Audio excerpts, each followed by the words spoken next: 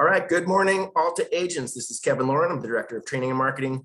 And today we're going to have Lauren Nowak and Bill Seitz go over a few things with C.A.R forms, as well as how to cancel listings.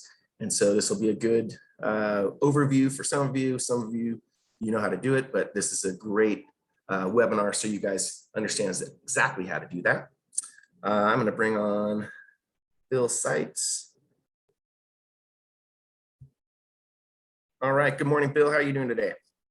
I am doing well. It's Wednesday already. Hope everybody had a good 4th.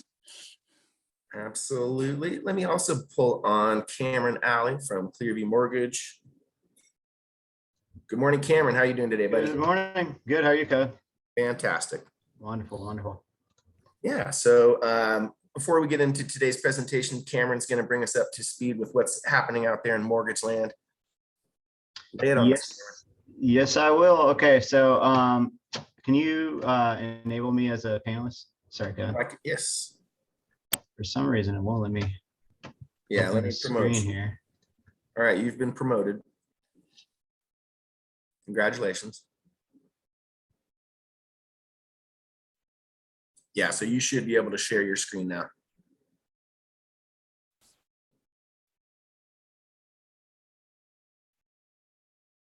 There you go. And you might be muted. All right, there we go. We good to go now? All right, wonderful.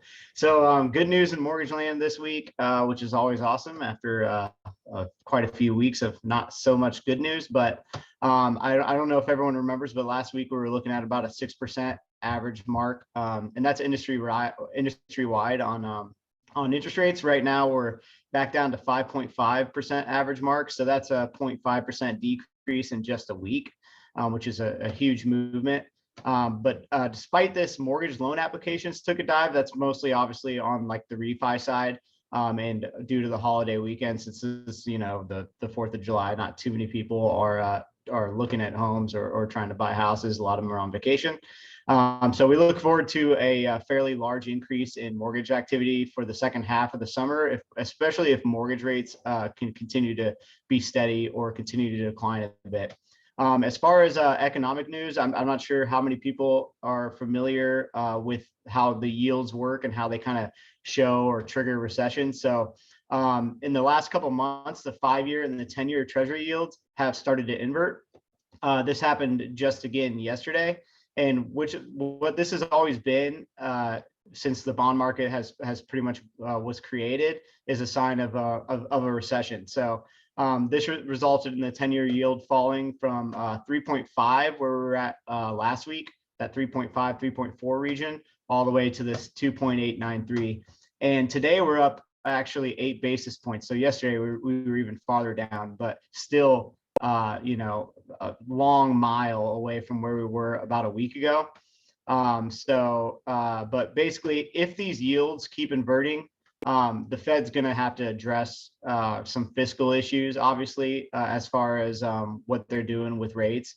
We obviously don't hope for a recession, that's for sure. But obviously, the way that the cycles work, you need recessions, you need things like this in order for the market to correct themselves. So basically, what we do is we hope that it's quick and easy, and then we move on and we continue to do what we do. But also another thing that was pretty interesting is Bank of America cut their GDP growth projections from 1.5 to 0%. GDP is obviously the gross domestic product. So what that is basically how much the economy has grown. So what Bank of America is saying is that they believe that this quarter, the economy is going to grow 0% instead of the 1.5% that they projected. So what we're seeing in the bond market right now, that's a complete result of two things: those yields inverting and Bank of America changing their GDP. That was a huge thing. I think that came out on Thursday or Friday. So the market's kind of reacting to that as we speak. So as far as housing news, inventory was up 19% in June from a year ago, which is good news. That's obviously a huge number and pretty much aligns crazily with the estimates that we made earlier on this webinar around springtime. We were saying about 20%, it's 19%, so we were pretty close. And the median listing price in June hit another record high as well. But the higher dollar homes are starting to come down nationwide. So even though your mid-size homes are still at kind of those record highs, the large homes have a little bit less demand right now. But what we see, if we see continue to see like a significant rate drop, we expect to see those listings increase on those mid-size homes for people that are looking to get into larger homes, since they still have record equity at this time. And a lot of things too that are happening right now that we aren't really talking about is a lot of baby boomers are starting to retire. And a lot of those people bought larger homes that they raised their families in, right? And they're sitting on record equity. So as these people start to see, okay, well, maybe my house isn't going to be worth as much, they're going to start selling their homes and maybe downsize. So with all this record equity, with rates coming down a little bit, we expect to see a huge increase in inventory by next spring, or possibly earlier. We'll see what the market decides to do. But when you see that kind of like those mid-size homes holding or gaining value, and you see the higher homes start to come down, and you have all these people retiring, that's kind of what you start to see is people that want to downsize and people who want to upgrade, and that equals obviously more inventory. So what I'm going to start doing every week is I'm going to try and kind of relate just how we did last week, where rates are at, and just have always the same two scenarios, so that you can see the difference in rates, so that you can kind of explain that to your clients if that's one of the questions that they have. So this is $800,000 purchase. We went over this last week. We were sitting at par at about a 5.625 last week. Now we're at a 5.298. And remember, the industry average is 5.5. So we're obviously, a good way ahead of like your average bank or your average broker. But basically just that alone saves them, $120 on their payment a month. And also too, what that does is the points become cheaper. So for $3,600, you can now get into a 4.99 on an $800,000 purchase with 20% down.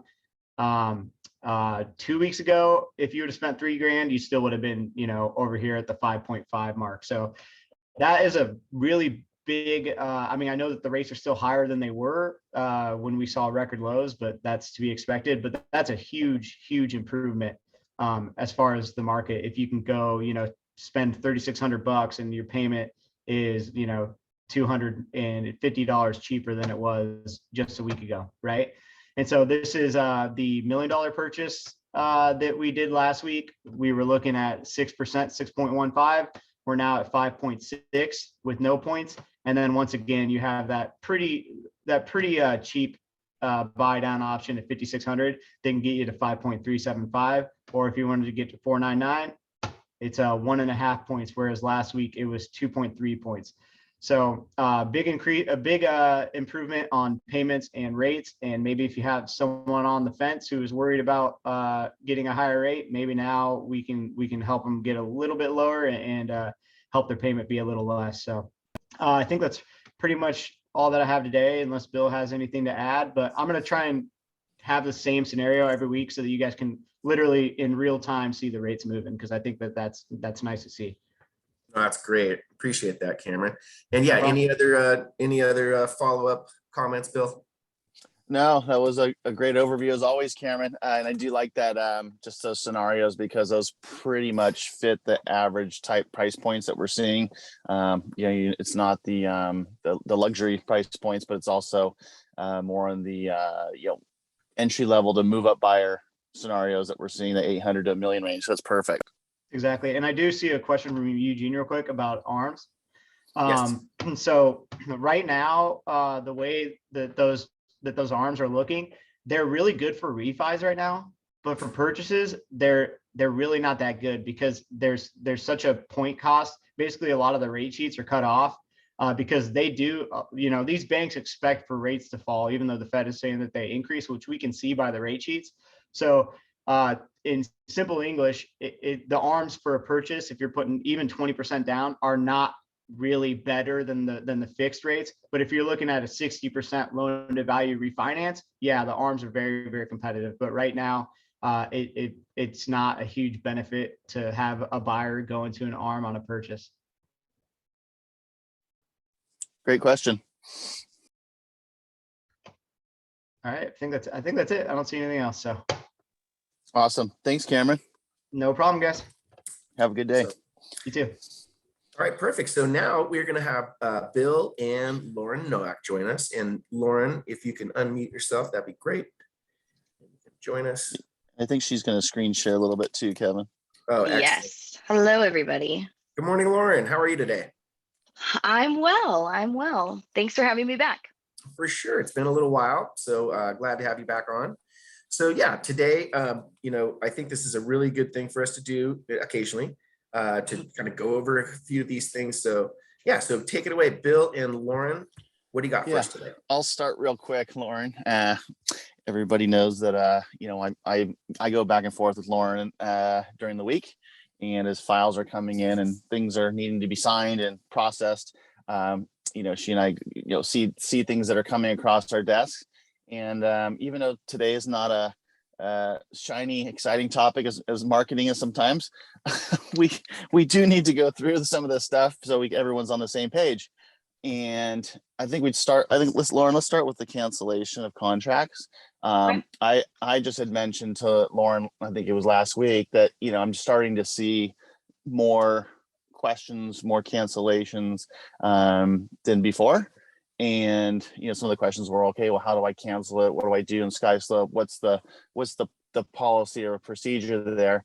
And so we want to run through that first. I'll let you share your screen there, Lauren, and input anything that you're wanting to see on your end, just so everyone's aware. And if you need to relay this back to your TC or your assistant or whoever, we're all in agreement on how this needs to be done.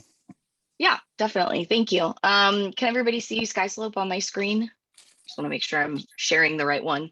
Yes, you're okay, perfect. So in order to get to kind of the canceled section, I just want to create a transaction really quick, and this will also help address additional questions that some agents are having in as far as SkySlope goes. So I'll just do real quick when just enter in a transaction here, and Bill is going to be my guinea pig. And as far as the checklists go, I think we've touched base on this before. You want to make sure that you're seeing checklist options that have the dashes next to them. Those are the most updated versions. And then your options are pretty basic. We're working on expanding them as well to have one that's just for mobile manufactured homes. I know those have slightly different document requirements. But for now, these are kind of your main basic options. So we'll go through these real quick and pick our sides. And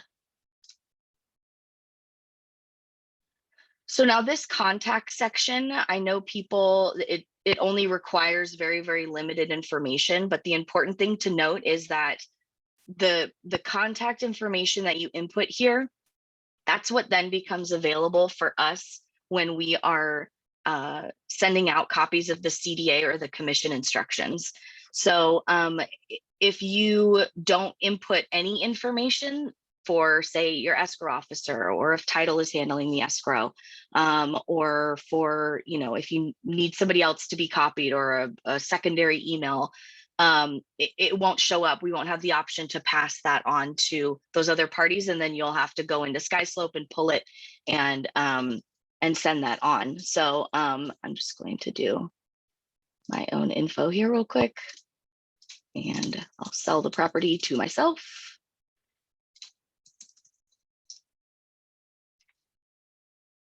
And the other thing to note here is the title escrow attorney section. For SkySlope, they're a national company. And so even in California, we have Northern California, typically title handles the escrow. More Southern California escrow companies handle the escrow. And so sometimes it can be confusing for me when I see information input for title we could in Southern California transactions have a title company, their information, and then an escrow company also. And so it's hard to tell, who we're sending this information to. So just make sure that you're inputting the right information for those details. So you can't, if you don't have a title company, or if you don't use an attorney, you don't have to input this information, even if it's marked red as required. You just have to do either or. So you can go down to, if you just have an escrow officer, you can input their information here.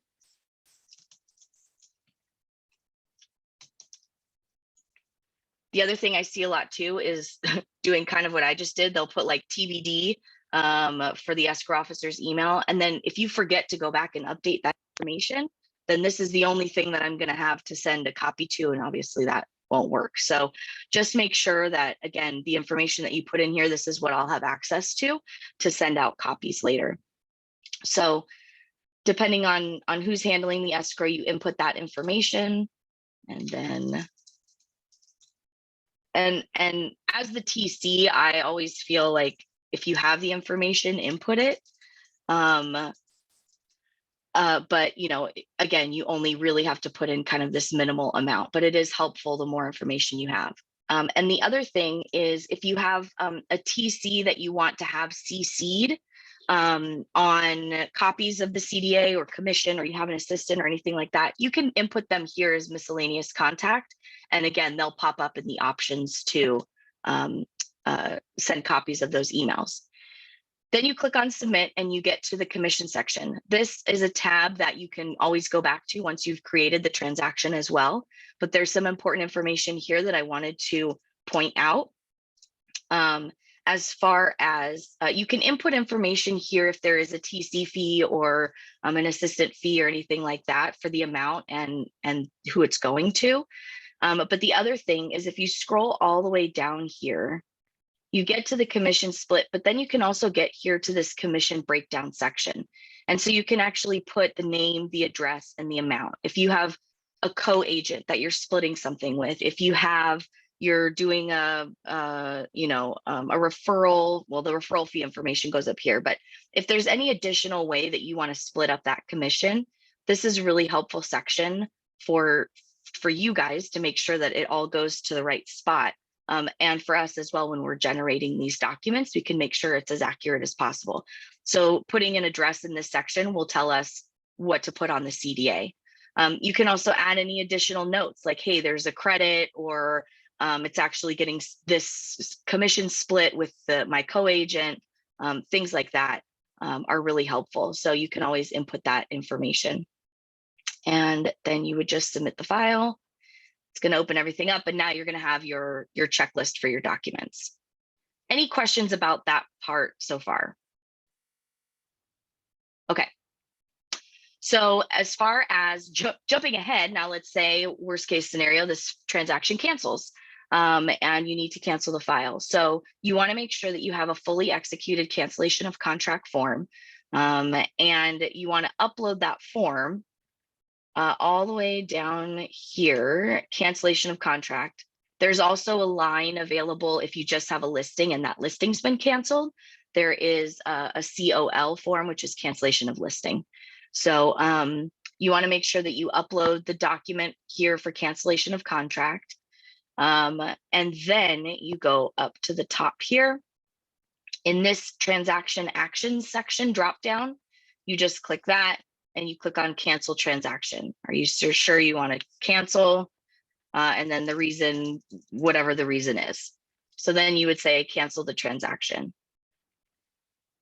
Now this status is changed to canceled, but pending, because this now goes back to compliance review, where we double check the cancellation of contract form.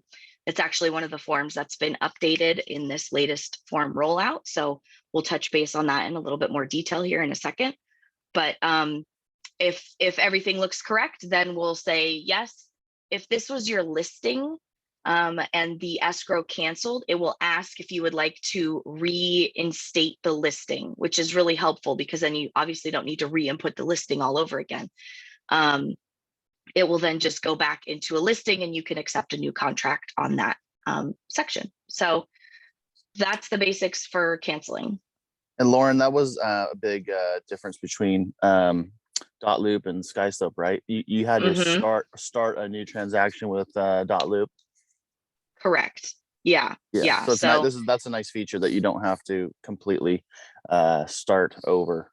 Yes, and it keeps everything separate as well. You know, in dot loop, you could sort of override some of the documents or just, you know, continue adding, but then you would have different people's contact information, and it would either be redundant or chaotic. So this is definitely a much more simple, straightforward process. And I think this is, as far as the checklist goes, it's the ever expanding checklist. I will add real quick, when you submit your contract initially, we'll go through and do an initial compliance review. And based on what is in the contract, that will then trigger some items to then become required. So sometimes we get agents that say, like, you know, they'll wait until it's close to closing and dump everything into the SkySlope. And then we're reviewing it. And then they'll be like, well, these things weren't required, you know, before, but now they're required. And it's like, well, yeah, that's why we want you to input these things as early as possible, because it's going to be sort of a flexible, constantly changing environment. Things, you know, you might update or upload an amendment from escrow that it's like, well, wait, where's the purchase, you know, the contract document or the C.A.R form document that relates to that escrow amendment? Or, you know, I get still really often, I'll be reviewing, we'll get really close to the end of the file. I'll get down to a final walkthrough form and I'll be like, who is this extra person? And it's like, oh, we added a buyer last week or something. And it's like, okay, now you got to go through and update all of this information now because you've added a buyer. That changes things. So it's constantly morphing and changing. So keep that in mind. It's always a good idea to upload the information as soon as possible. Any questions on this part of SkySlope before we jump into the forms? Okay, cool. So that is SkySlope. Now, as far as the forms go, I am lazy and I'm just going to use the slide deck from the C.A.R webinar, because why reinvent the wheel? So this will just have some of their kind of basics, their basic outline, and I'll obviously fill in the blanks and answer any of those additional questions as we come along. So the first thing that you should know is that there are new forms released every June and every December through C.A.R. And these are created by a forms advisory panel made up of attorneys and real estate agents. It's also a process that is very open to feedback and review. So if there are things in forms that you think don't make sense, or that there's a form we should have, or anything like that, there are options on the C.A.R website to submit your feedback and inquiries and things like that. So every June and December, this release was at the end of June on the 21st. You can find a copy of this legal webinar on the C.A.R website, and I'll show you that information here. So if you go to your, you log into CAR.org, if you go up top to the Transaction Center, a couple of things first, you're automatically in this Transactions tab. You can go over here to Standard Forms, and then you can go down here to the Forms Revisions and New Form Releases, and you click on that link, and this will show you all of the new and revised forms summary from going way back. But this will show you the most recent. And when you click on that, you have an option for this quick summary guide, which will give you a sort of a grid layout of the forms, if they're new or if they're revised, a little overview, what the code is to look up the form. And so this is a really handy kind of quick reference for the updated forms. And then here you can go to a link that will take you to copies of the forms. So you can see not only what the forms are, but what's been updated in them. So for example, the repair request has been updated, and you can see in here, anything that's red is where they've made changes or updates or tweaks. And so you can see really easily at a glance of, oh, these are the things that have been changed. This is what's been updated. And it's really helpful, you know, as you're kind of going through and interacting with some of these new forms, you know, to get an idea of what's been changed and what's been updated. And as you can see, there is quite a chunk of forms that have been revised. There is a total of 6 brand new forms. And then 36 forms have been revised. We're not going to go over all of those forms today, just kind of the main ones.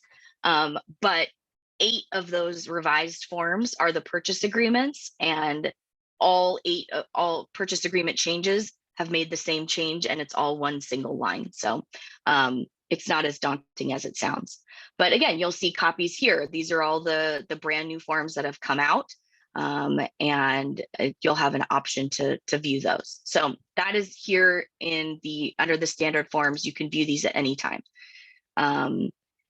The other thing is, again, up in the transaction center, you go over to the risk management tab, and this is where you can find the legal live webinars, and you can view, this is the most recent webinar about the FHDS form and the defensible space decision tree, which we'll talk about here in a second as well. You can see the webinars that are coming up. They really, really, really are good at keeping these webinars to an hour. And they usually have time for questions at the end as well. But you can also go through, these are all the past webinars that they've done. If you have a question on anything, there's been a webinar about it. And they'll not only give you the option to watch the webinar, but you can view the handout, you can view the slides, which is what I'm using for this round, because again, why reinvent the wheel? But there's a lot of great information here. So I highly recommend this section as well. Okay. Oh, the quick guides.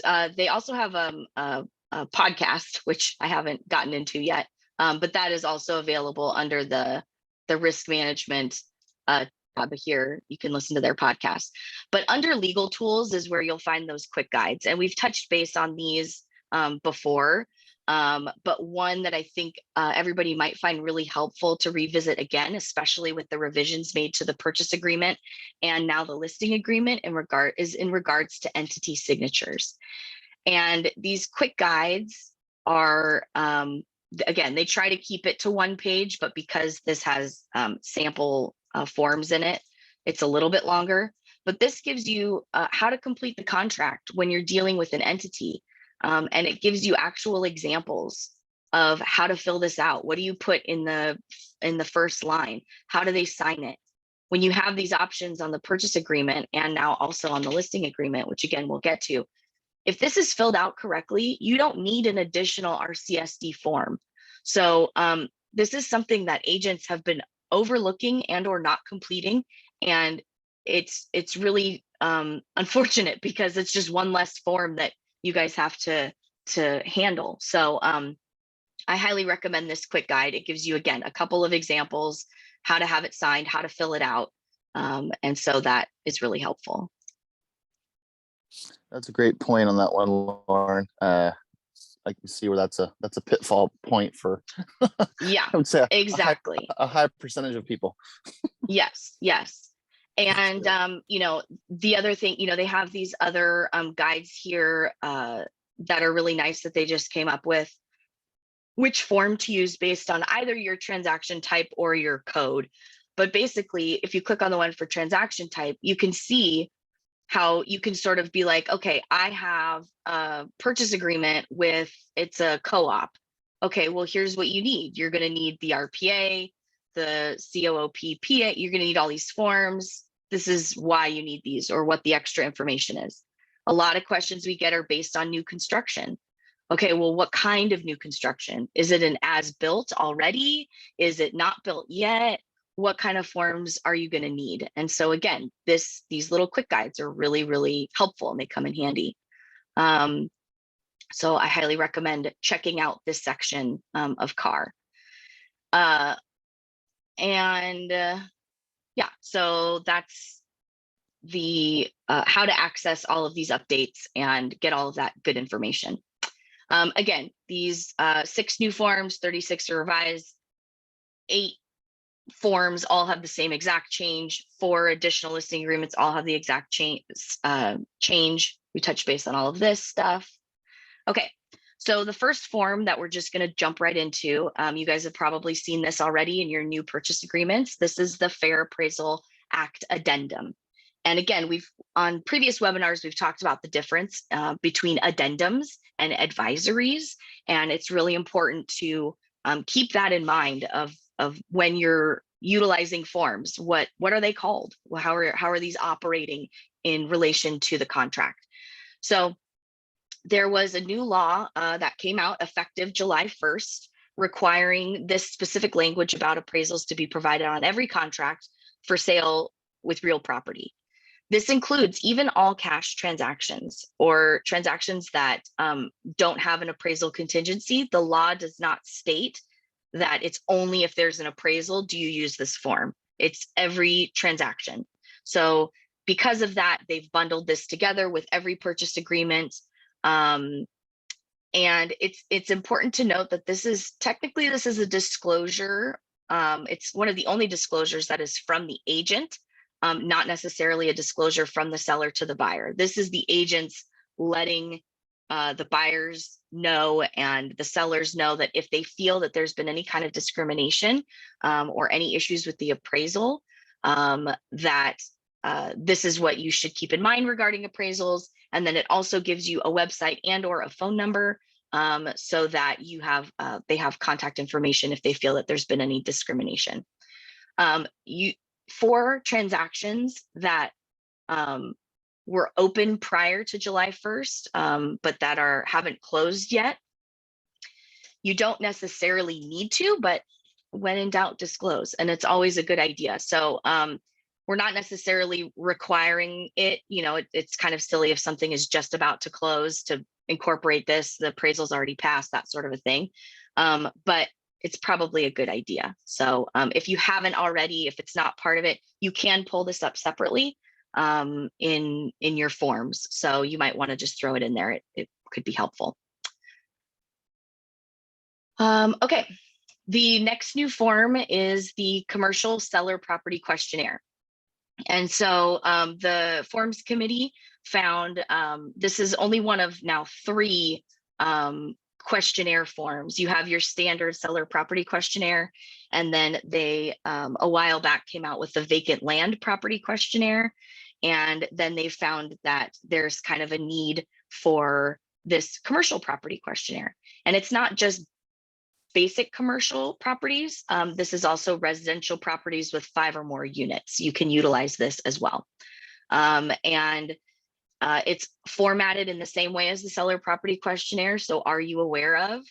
If any of you have had experience in some of these transactions, it's very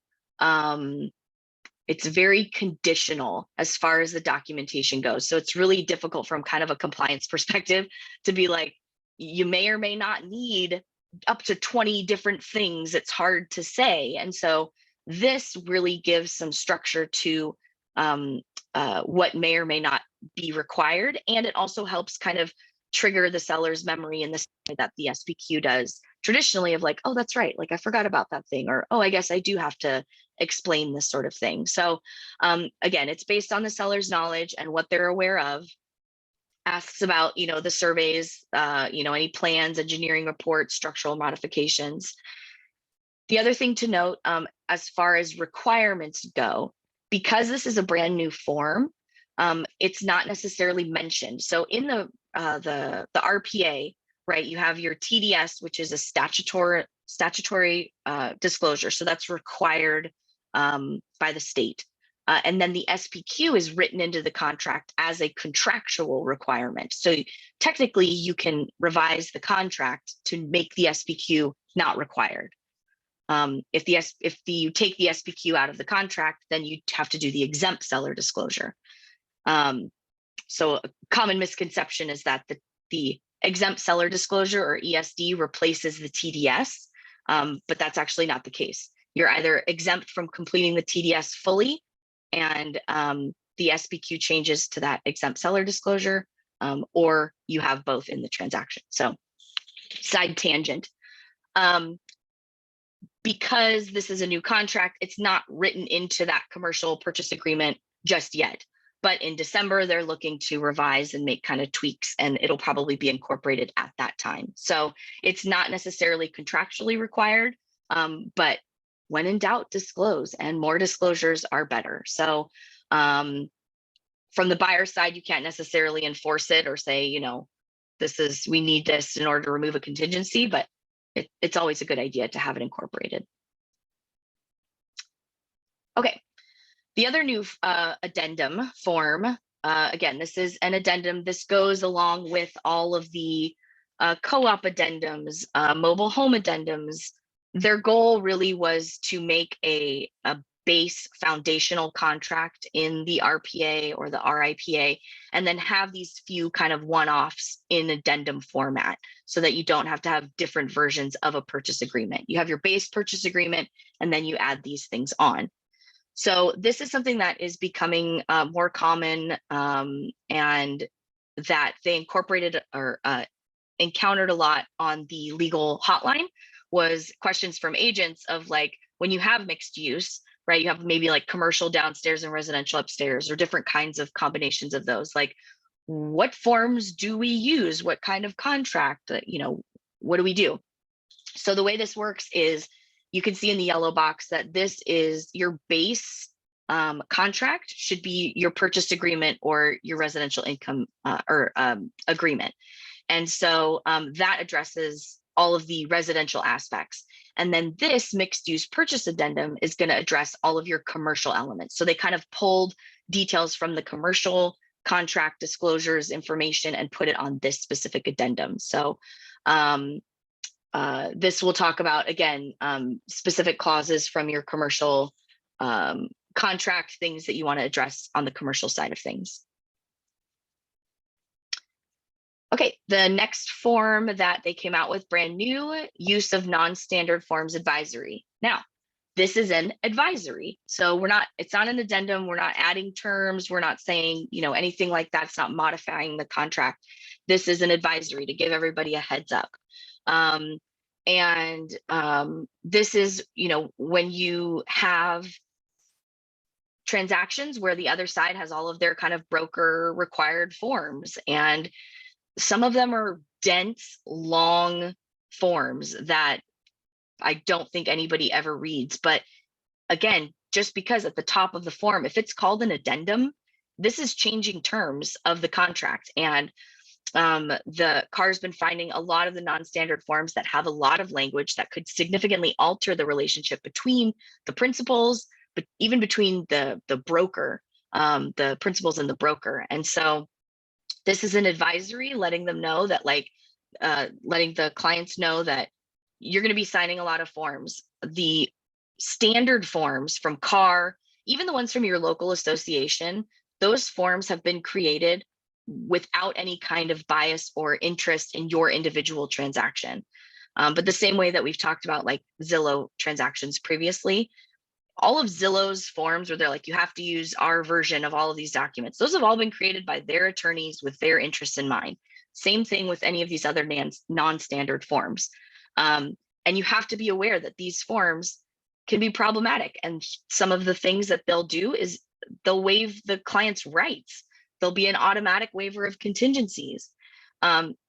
Currently, all of the CAR forms are written around having an active removal of contingencies, meaning you have to sign the contingencies. You can't, it's not passive, but these forms will then maybe change that to a passive removal. Release of or having a non-refundable deposit. So these are all major terms. And then obviously broker advice. We don't want the agents or the brokers giving any legal advice. And so this is just letting them know that, like, it's not our responsibility. It's not the agent's responsibility to read or understand any of these non-standard forms. Like CAR forms, association forms, we got you. These things at your own risk. And keep in mind too, as agents, you don't have to have these signed. You provide them, you provide copies to the client, but they're not required to be signed unless it's a caveat, unless it's written into the contract, which is something else to be careful of. In the section where it adds additional documents, sometimes people will write in their broker's non-standard forms. So look for that and counter them out. Or if you don't have a copy with the offer, ask for it, because these are real things that can happen, and they're not good. Any questions so far? Okay, hopefully everybody's still awake. Sure. You know what? I have one, you may go over it, but I have just had one thing that I have been asked. As you Okay. know, we have agents all up and down the state. And so in Northern California, there are a few things that they do a little differently. Yeah. Is there anything that you could touch on that would maybe help some of those agents navigate our system, even though they're in the, the northern part of the state? Yeah, so the thing that I would say, the biggest thing with that is typically when you're talking about the escrow process, not all escrow companies have provide escrow instructions. Not all of them provide commission instructions. And so you can see on the checklist that we need at least a copy of the deposit, excuse me. And then we need to know that escrow has received a copy of the contract, and then some sort of commission instruction or disbursement or something that reiterates or confirms what the commission amounts should be. But if you're in a section of the state that doesn't have that, or doesn't have something that, sometimes escrow companies won't provide this until they do it with the loan docs. So you don't get it until the very, very end of the file. What I would ask is just add in here a note that says, doesn't apply or not provided, or, a Northern California transaction. Because as hard as we try, it's very difficult to remember every city and every county and where they are on the map and whether or not these terms apply. So we try to be as reasonable as we can with compliance. But that seems to be kind of one of the main elements, that it's kind of like, we're asking for this thing, but we don't have it. So just type in a note, just add in a little note and click save. And then that will show up during compliance review, and we can make those modifications and say, okay, this is no longer required, or that's fine. No, that's great. And, so John Espinosa, who's up there, he says, yes, we have, agents in Northern California that use PRDS contracts. Okay. Yes, then that would be a separate checklist that we would put together then. And that will just make it easiasier. We can put that together. That would be great. And so that's something that I've been talking to John and Harold and Jennifer and a couple of the other agents up there. So that'd be awesome. Yeah, we can do that for sure. So yeah, that's, and again, we're always open to feedback. We don't want to be unreasonable. We want you to get your CDA as soon as possible. And we don't want to have all of this back and forth with everybody. So the more information we get up front, the sooner we get the information, the easier this process can be. So if there's things that you're seeing that are constantly, making you hit a snag, like I said, with the, manufactured home or mobile homes, it's like they don't have title reports. They don't necessarily have, kind of the tax information doesn't have the same information that it would on a regular property. So it just makes more sense to, instead of having to constantly be making those modifications, to just have a separate checklist. So we're certainly open to that, within reason. So let us know. We're open to the feedback. That's awesome. And so we do have one question from Tom Liu. Sure. When there's a dispute between the two sellers and one party wants to cancel the listing, but the other does not, and refuses to sign the cancellation of contract, can the broker cancel the listing? No.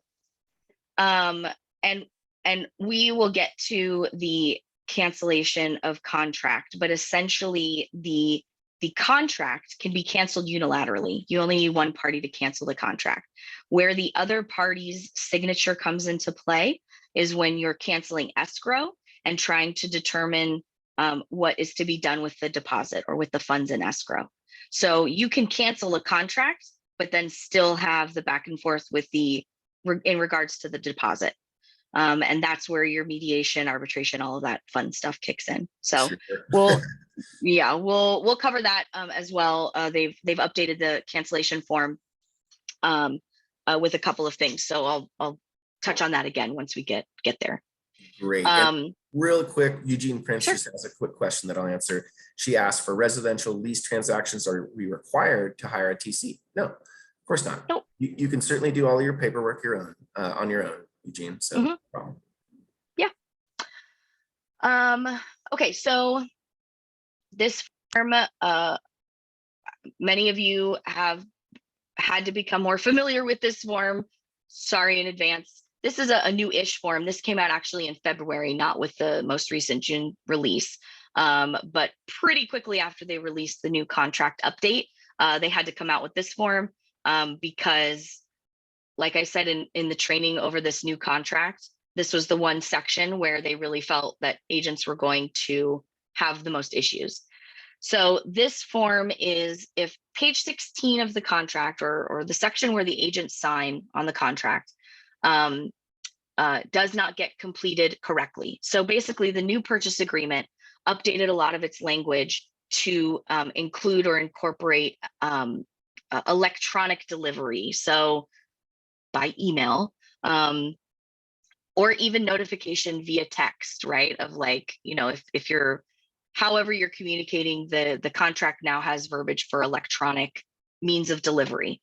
And so because of that, they needed to have a section in the contract, which really they probably should have just had it be separate. The way that they incorporated it into the contract just makes it look like it's part of everybody's contact info. And that's why it gets looked over all the time. But anyway, that's for my own feedback submission. And so this section is really, really important because I just had a transaction yesterday where the agent on the other side, their email signature has their own branded email.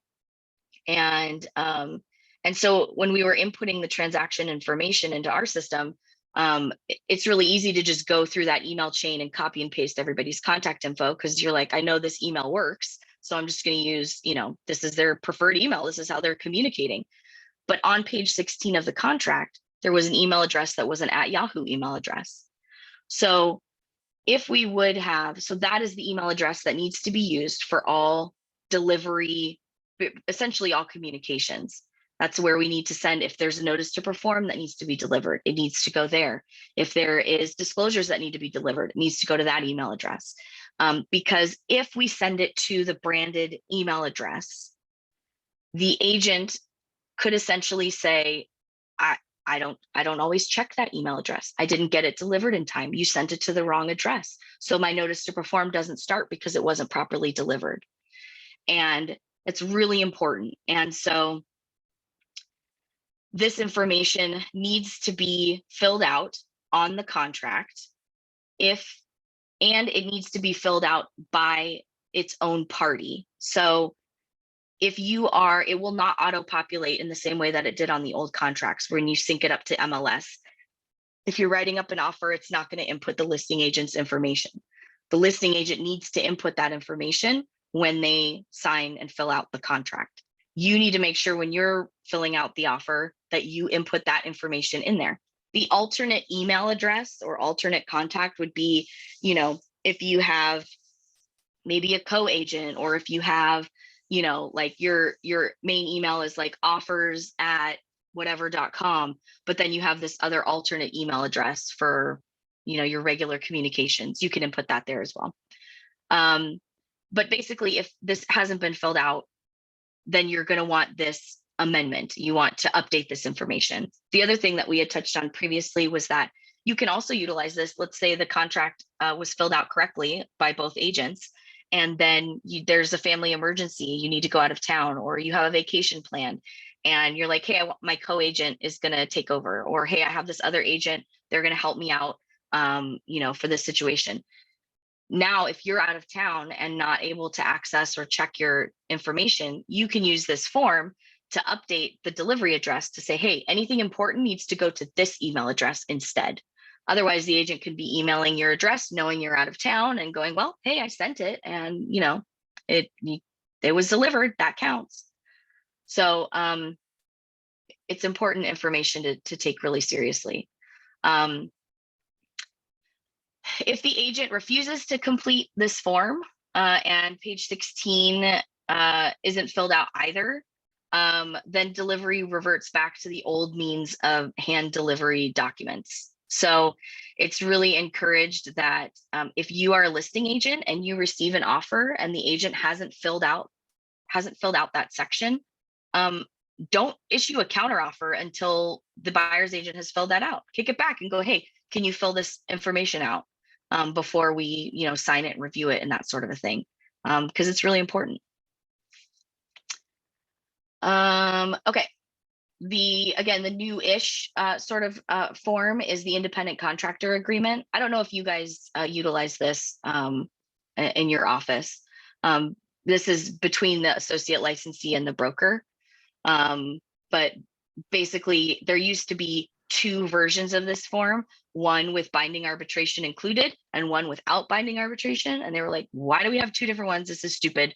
Make one form with binding arbitration as an option. If you want to incorporate binding arbitration, you just initial this box and then you can, then that becomes part of the agreement. So the next form, it's not necessarily a form, but this is the defensible space decision tree. And this comes from the fire hardening hazard dispensable space chaos party that is this new law. And so they created essentially this decision tree to help the seller figure out how to fill out that form. And it's bundled together with the updated FHDS form. This is a step-by-step guide because it's not really a form that is structured like the SPQ or TDS with, are you aware of? This is, you need to know this information. And this information is needs to be factual. So how do you find out the information? So for example, the first question on that form is the property located in this area with local defensible space. If you know, yes, it is, then you go on to the FHDS form and you check this certain box. If it's not, then you check this other box and move on to the next step. If you don't know, here's how you find out. You have to get this information. And so then you go on, it's a decision tree, you go on from there. It's fairly self-explanatory, but they're really excited about this form. If you're in zip forms, I think they have it available where if you check a box in the decision tree, it will then update the FHDS form, but I haven't tested it out. I think that's kind of their goal. Glide is like, sorry, you guys have to figure out how to fill this thing out. We can't even automate it at this point. So just something to keep in mind. It's really important that you explain to your seller all of this information. And Lauren, yeah. My recommendation too is don't wait till you get into contract to do this. This is like, do this before this goes live on, before you put it out to the world. Get this handled ahead of time. This is going to become a massive headache. It can cause all sorts of problems if you do this after the fact. Yeah, exactly. And again, if you do it especially the transactions that I've been seeing recently where it goes into escrow. It's a 21-day escrow. You have 5 days to get seller disclosures. The buyer has 7 days to remove their contingency. And everybody's like, oh my God, in this mad dash. And they're just like, yes, no, I don't know. Here you go. And that's really dangerous. And so we want to make sure that, you're representing the seller to the best of your ability, and you give them the time to fill this out properly and explain to them how important this information is. So that ties into the starting kind of the list of these revised forms. And the, oh, that's right. This decision tree is a 2-page form. And on the bottom section, it gives how you can verify the information and how to find out if it's under compliance or, what additional steps can be made or taken. So take a peek at that. I think it'll be helpful. Okay. This form, this is probably like the 3rd or 4th revision of this form since this law came out, and I feel like it's going to continue, but I think they're getting better at it. So there are a few updates that are also going to relate to our compliance process as well.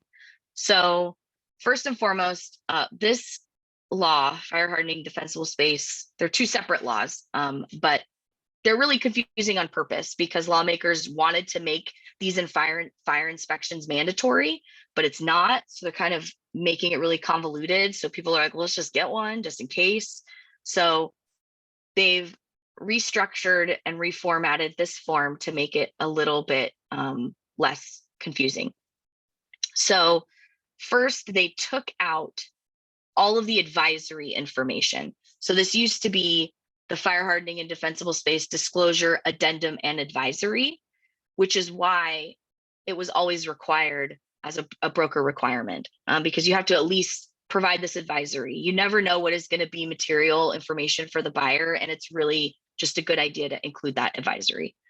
So they've taken that advisory section out. They stuck it in the wildfire disaster advisory form. So, which we'll get to that in a minute. So now this is just a disclosure and addendum. Because of that, this section here, the first section, is going to go over the 4 conditions that you need to meet in order to complete the rest of this form. So only use this form if these elements apply. If it's a 1 to 4 unit property, if the seller is also required to complete a TDS, if the property is located in a high or very high fire severity zone, and if the property is built before January 1st of 2010. If items 1 through 3 are met, but the property was built in 2019, you don't need to use this form.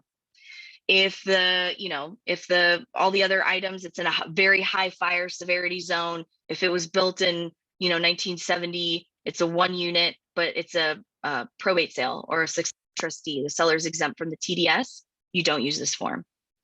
And so this is one of the rare occasions, CAR legal is always like, when in doubt, disclose, and have them fill this out. This is kind of one of those situations where it's like, if you don't meet these requirements, just don't use this form. So keep that in mind. The other thing, do not check on the fire map for your client. Do not do it. The NHD company should be checking this fire map, and they will hold the agent harmless if a mistake is made by them.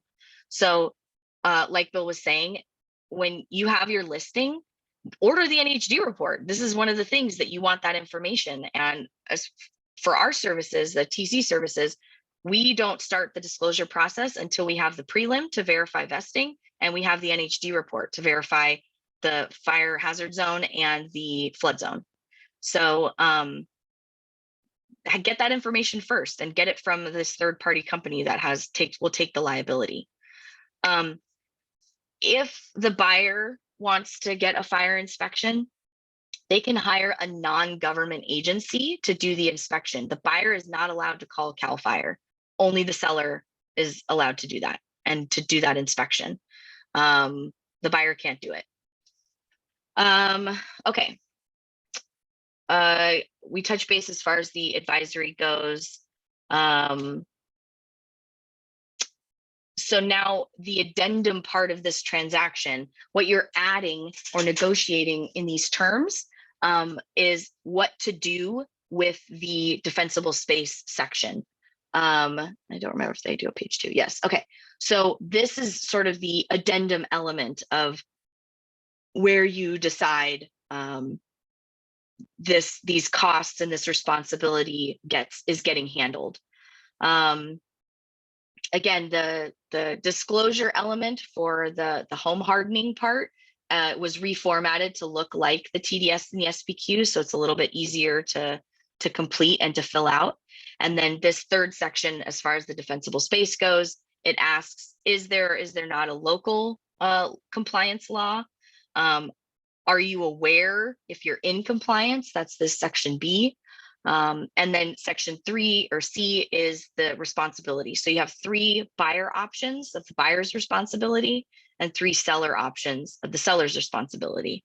So again, these are terms you're adding to the contract. These are negotiable terms. And so it's important to keep that in mind when you represent the buyer and you're getting these disclosures. Look at this section. Make sure that your buyer is not, being held responsible for things that they're not comfortable with being held responsibly for. Again, I showed also earlier the legal live webinars. They have one specifically on this form, how to fill it out, what you need to know about defensible space and fire hardening. So check that out in greater detail, because this is super complicated and everybody needs to be paying attention to what's going on with this. Okay, so we can do 8 updates all in one. These are the updates that have been made to all the purchase agreements.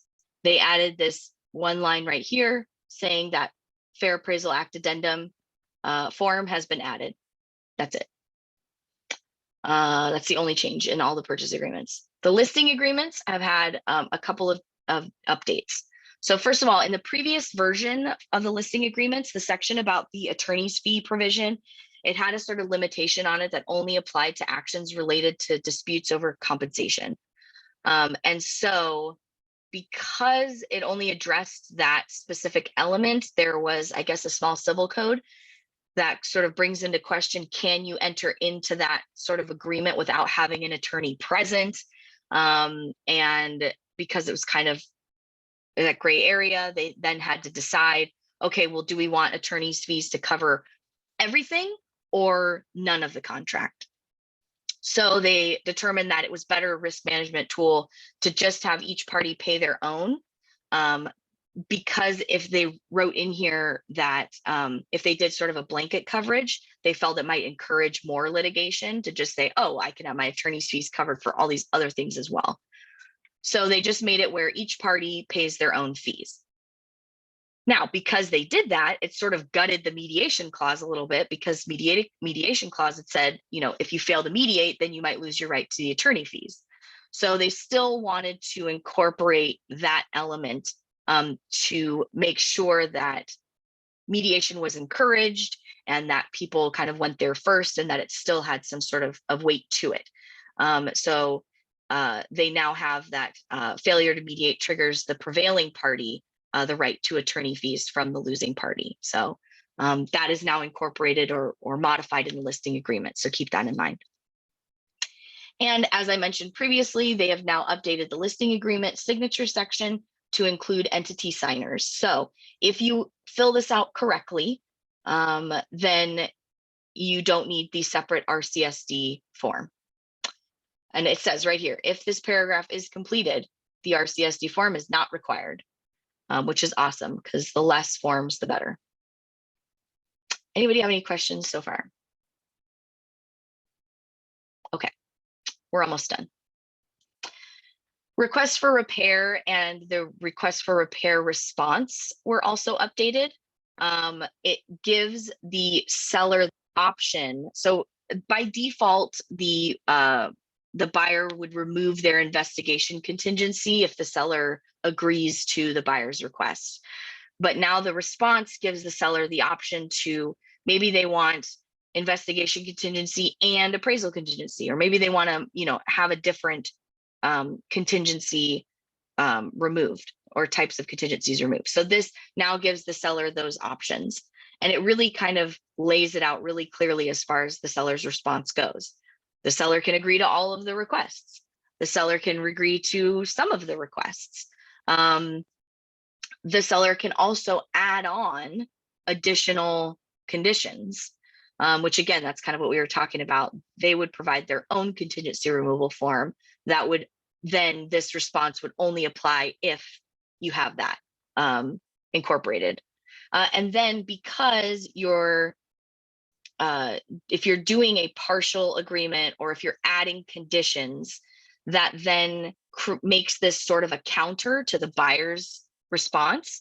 And so because of that, there's now an expiration element that is clarified a little bit better. There was one in the previously updated version, but this has been clarified a little bit. So keep that in mind too, that there is an expiration date to the seller's partial or conditional agreement. Okay, cancellation of contract. We will touch back on this again, as previously asked. Again, the cancellation of contract form is broken up into two sections. The first section is the cancellation of contract. The second is the cancellation of escrow. And so the first thing that they did was reiterating the one-party cancellation. So only one party needs to cancel. This is not a surprise. You can have unilateral cancellation throughout the entire contract. If the buyer can't get their loan, then the buyer is the one that is canceling the transaction. So that is the one party canceling the transaction. You do have this option where they've reformatted it now. It used to be a box where you would check per mutual cancellation. And people would just check that because they're like, I don't know what to put in this line. Like, yeah, we told them we're going to cancel, and they were like, okay, fine, send over your cancellation form. Okay, that is not necessarily mutual cancellation. So you have to put it in writing. So they created this option here where you can do a proposal like, hey, it's not working for me, it's not working for you, let's just cancel. So you check this box for proposed mutual cancellation, and then they sign. The important thing to note is that it is only effective if it is then signed by both parties in section 2. Oh, they didn't include it on here, but on the bottom here, for both parties to sign. So if it's a mutual cancellation, then whoever is initiating the cancellation essentially has to sign twice in both sections, section 1 and section 2, and then the other party also has to sign in section 2. If they don't, then it's considered rejected and you're still under contract. So if you propose a mutual cancellation and you don't get a fully executed form by both parties, you're not canceled. However, if you cancel one of these options, then only one party needs to cancel. Does that make sense? It looked like Maria was raising her hand, I believe. Yeah, Maria, is there a question that you have? You could put it in the Q&A or the chat box, I believe. For sure. Okay, so that's the first part of that cancellation. So keep that in mind. The second part, they included a section to address the issue of if there's no deposit in escrow, because that happens a lot too. You know, contractually, the buyer has 3 business days to put their deposit in escrow. Maybe they get a home inspection the day after acceptance and they realize, oh, the inspection, I don't want this property after the inspection, I want to cancel. Well, they're fully within their rights to cancel and there's no deposit. So they included this option on the cancellation fee, or the cancellation section, that there's no deposit to address. Okay. The next revised form, they updated this probate agreement purchase addendum. again, this is part of that, if it's a co-op, if it's a mixed use, if it's a probate, this adds on, it's an addendum to the base purchase agreement. And basically this section, as far as court confirmation goes. So what if you don't know if court confirmation is required as the buyer when you're writing the offer? Maybe you're not sure. And so you include, it's a probate. And so you include this probate addendum with the offer, but you're not sure if court confirmation is required. So if the seller says there's an option here that if the court confirmation is required, the buyer has sort of those cancellation rights that are available to them. The other thing is maybe initially the seller says, no, there is no court confirmation required because as far as they're aware, there isn't any. But for example, if an heir maybe rejects the sale, one heir rejects the sale, then you have to go to court and then a court confirmation then becomes required. So if there's that change made, then the buyer has 3 days after seller's notice, they could cancel. If they don't want to, if they're like, oh, this is going to get too messy, I got to get out of here. They have 3 days to cancel if that becomes the case. So keep that in mind. Seller multiple counter offer. This box keeps getting bigger.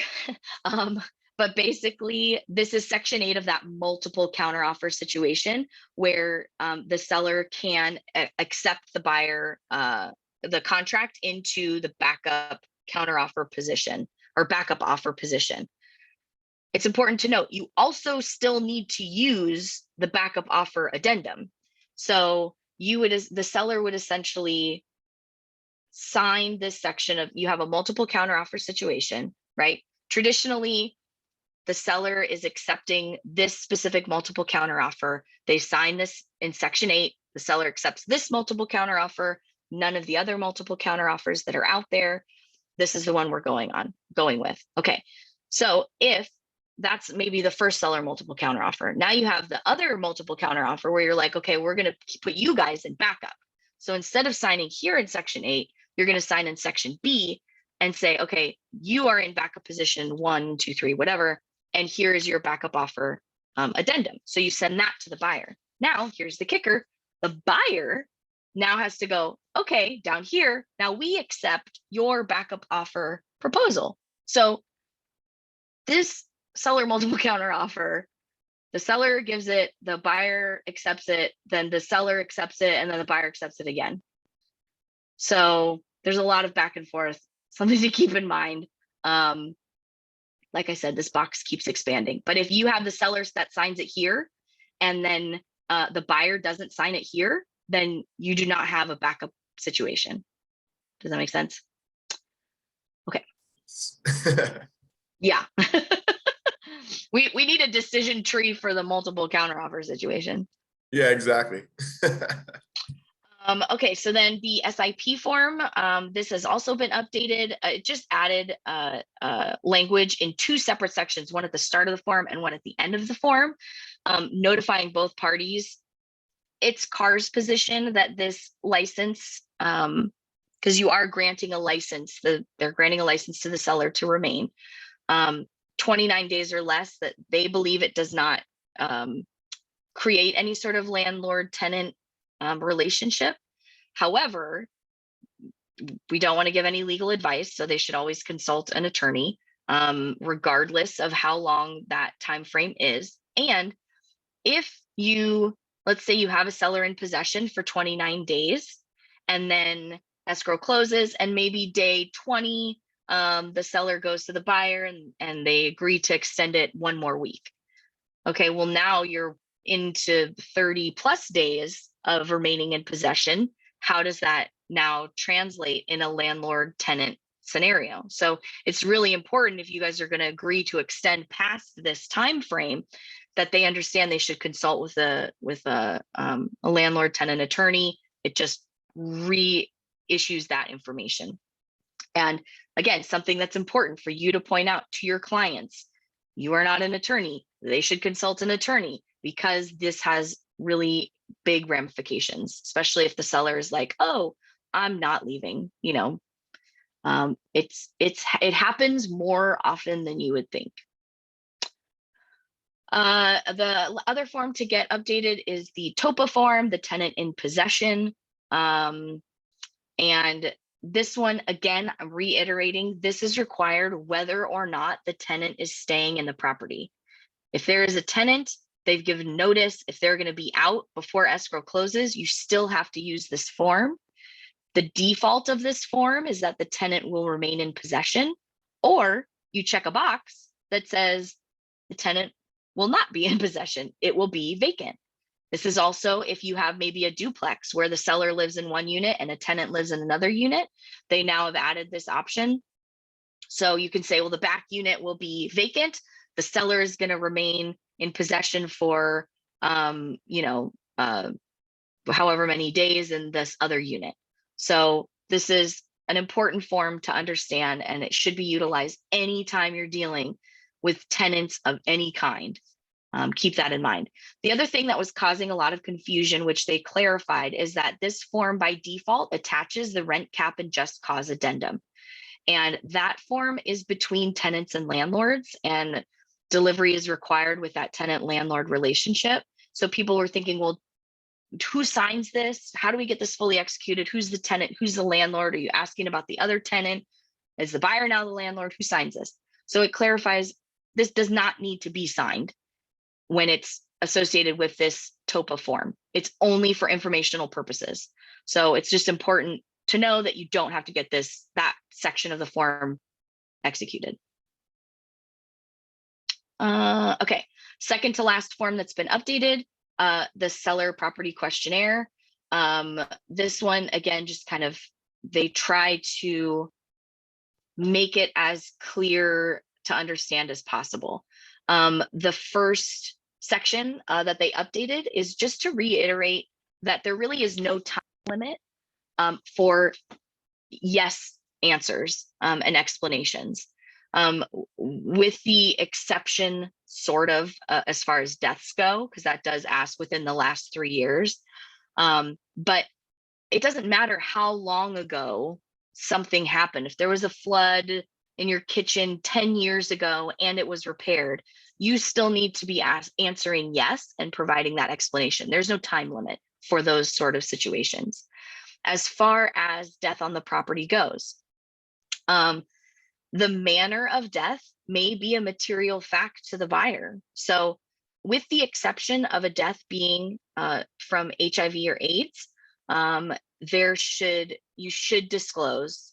You don't have to, but you should, because you never know what will be a material fact, the manner. And so they just sort of reiterated that on the form. They also added a sub question regarding any disaster assistance. Was that conditional on obtaining and maintaining flood insurance? Because maybe the seller got disaster insurance or assistance, and they said, okay, now you have to maintain flood insurance. Well, now the new buyer comes in and is like, they don't get flood insurance. How do they know if they're supposed to then maintain it? So it's important to disclose that specific element. Excuse me.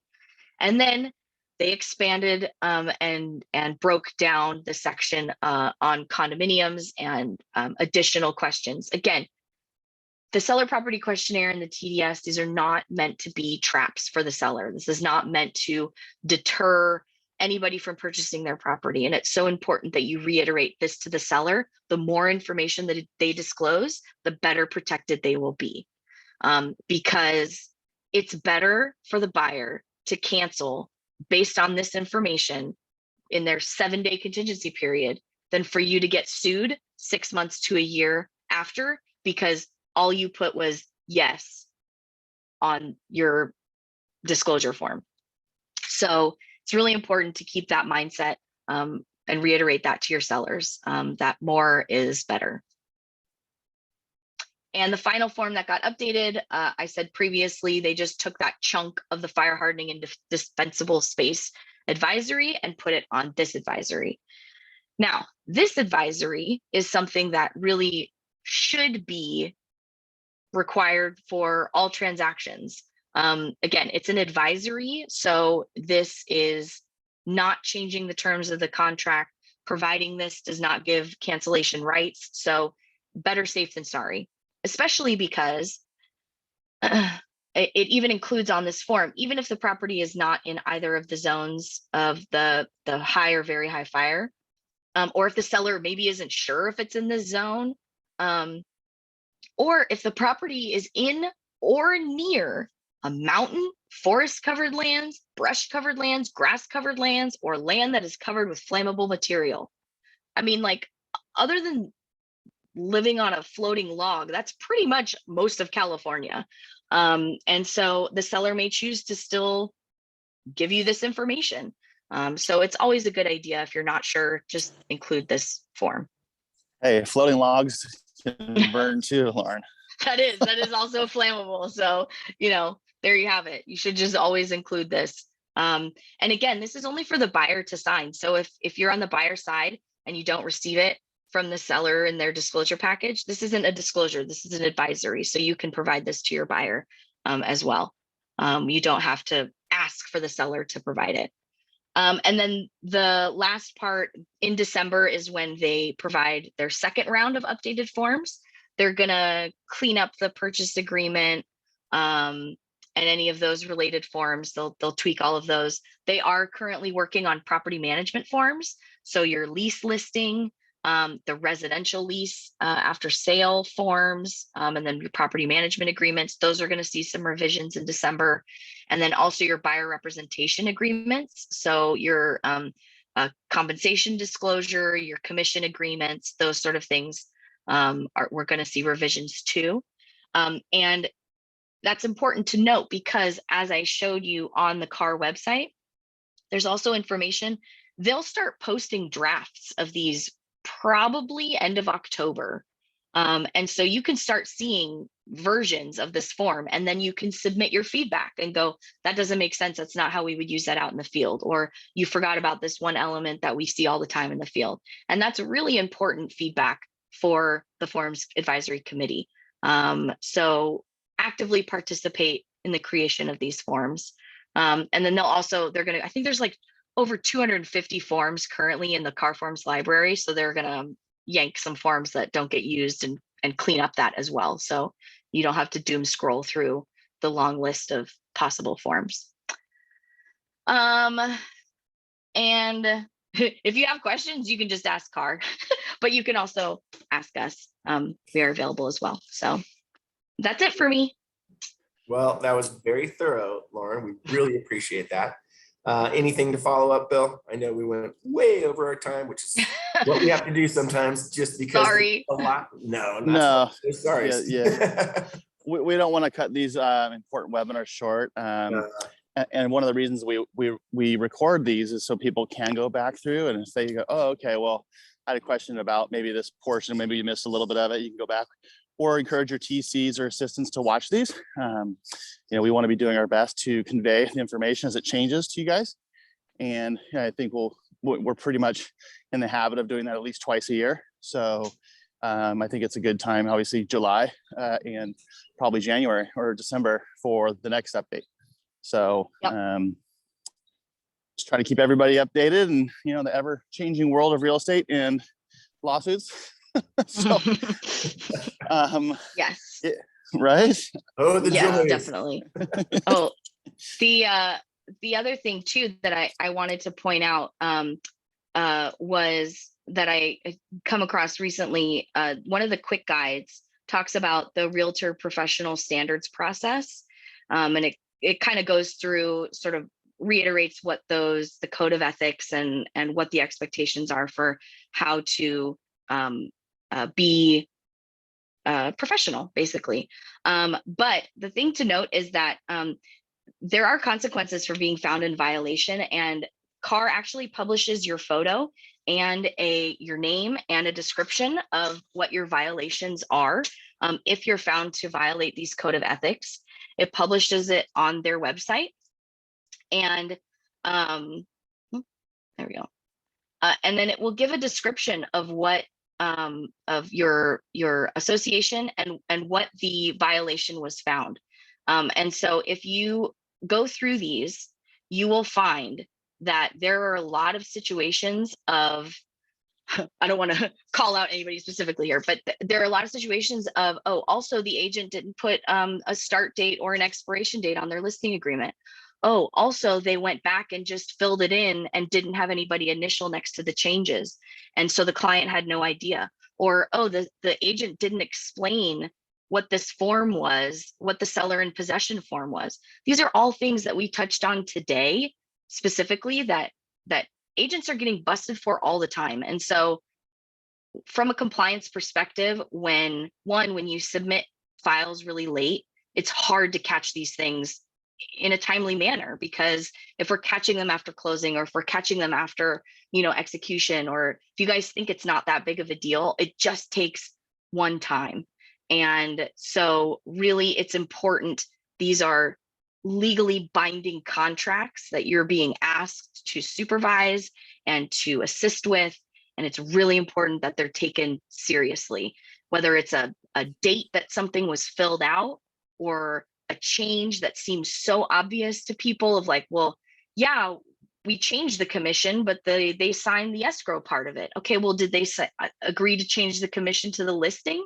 Because they need that as well. Maybe they can say, well, I didn't understand what that was from escrow, or I didn't realize it changed the actual, there are complaints in there saying the agent listed the property for less than what was on the listing agreement, and the client gets upset because they didn't do a modification of terms. So things that are easy to assume, you really have to document and be careful. Otherwise, your name and photo will end up on that website, and you don't want that. It's called the wall. That's called the wall of shame. Yeah. Yeah, the no list. It's bad. Exactly. But Lauren, that was incredible advice. That was probably as big and one of the most important moments of this whole webinar was just what you said. So, Right. we do have a massive responsibility, and I feel like, maybe if you've been in this business a long time, maybe you could get away with some of this stuff, but it seems like they are policing this stuff more than ever. And just encourage, and challenge yourself to become a better agent.